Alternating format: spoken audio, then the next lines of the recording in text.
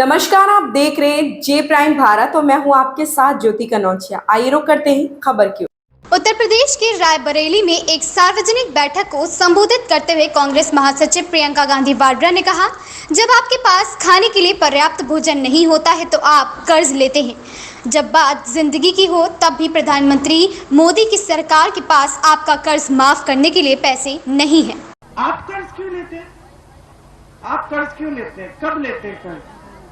जब खाने को नहीं होता, पेट भरने को नहीं होता, जब बच्चे की शिक्षा करनी पड़ती है, जब बेटी की शादी करनी पड़ती है, जब खेत का नुकसान हो जाता है, मुआवजा नहीं मिलता, कर्ज लेकर नई उपज की तैयारी करनी पड़ती है, तब लेते हो कर्ज। जब जीवन का पेट का सवाल होता है, जीने मरने का सवाल होता है, आप तब कर्ज लेते हो।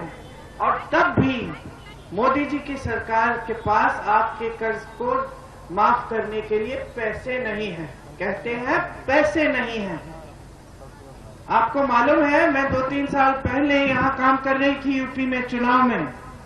उस समय गन्ने का भुगतान पूरे देश भर का 15,000 करोड़ रुपए था।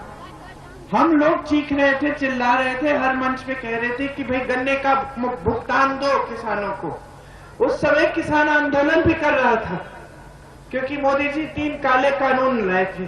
आपको याद होगा, लखीमपुर खीरी में एक मंत्री के बच्चे ने 6 किसानों को जीप के नीचे कुचल दिया।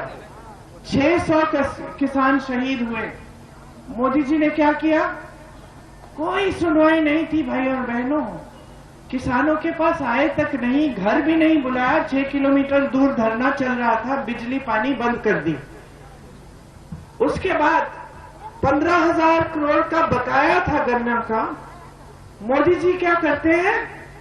2 हवाई जहाज खरीदते हैं अपने लिए 16,000 करोड़ के। 16,000 करोड़ के 2 हवाई जहाज खरीदते हैं कि हम दुनिया में भ्रमण करेंगे, हमें अमेरिका जाना है, इधर जाना है, उधर जाना है, हमें सुविधा मिलनी चाहिए। और किसान के गन्ने का बकाया नहीं दिया। ये है इनकी नीयत। खबर में बस इतना ही। बने रहें जे प्राइम भारत के साथ।